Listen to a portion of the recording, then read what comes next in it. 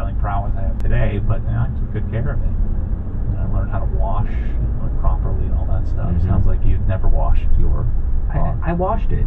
Yeah. It was a convertible. Hey, at least mine was a manual transmission convertible.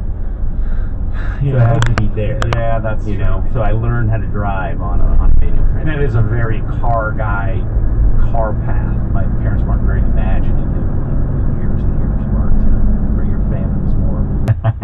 You get to know Matt, and he's just going to judge every word you say. You know, if you say the wrong thing.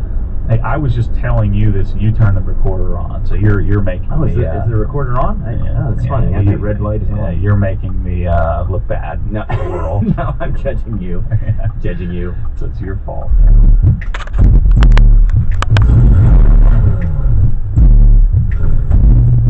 What happens when the force pulls you back, your foot naturally comes off the gas? Ferrari and Lamborghini dealers and all that, and it, like, you know, the disappointment for me is at 6'7" or 6'8", you get to a Lamborghini dealer and you can't even climb in, and you're like, all right, no, that sucks.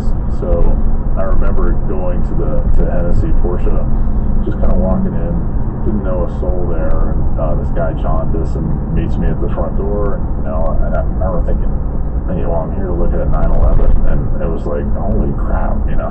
$1 million for research, and you know, Pam Baker just says, look, it's not acceptable that there's no cure for this disease, and if there's anything we can do to fix it, then we're going to do it. And so built this amazing network of people who really care, and it was like a switch for Chelsea and I. It's like, all right, well, this is, you know, we're here for a reason.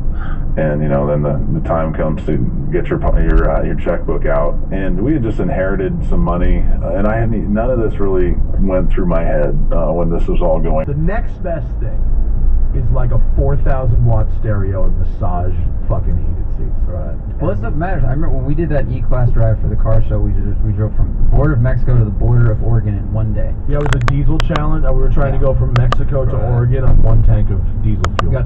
We were 26 miles 26 miles short. I ran out of fucking with gas. me, him, Thad, and a bunch of camera gear, and a slow cooker. I had a crock pot in the back seat making a brisket on the one. I just stayed quiet when I test drove it. I checked a lot of stuff, but unless you bring the written list, and I was in like cruise control though. I do like a lot of 6-hour drives. He goes to San Francisco and back a lot on the 5. You know, like it's nice to be able to like stretch your ankle out a bit and just hit that button. So that might be something that's easy to fix. It might be, you know, it's something that $2,000. Yeah. Your face right now. I'm a BMW guy. I've only driven. Well, you said they're casually last corners. You can stay in third. Like it's got enough. It's really good at everything. It really is. It's really good, except like the one coming out of very tight second gear corners. It takes a second to get going. That's very true. That's the only thing it can't do. Everything else it does really well. So this is your first non-shitbox car since the... oh, really? Yeah, since I sold my Subaru in like 08. You know, I've had piles. She's heard trading now. Well, I had a Miata, and I did that with the Lexus. I picked it up, and it was broken again in 5 minutes. And so, same day, both cars. So it's now 5 days later. Hannah's like, they want me to take the car back. I'm like, nope. Let that fucking thing sit right in front of their faces until it's fixed. And so we left it there. So they don't have loaners, so she got a rental Audi A3 through the dealer. And what's funny is she's driving this A3. She's like, I didn't appreciate the Volvo at all until I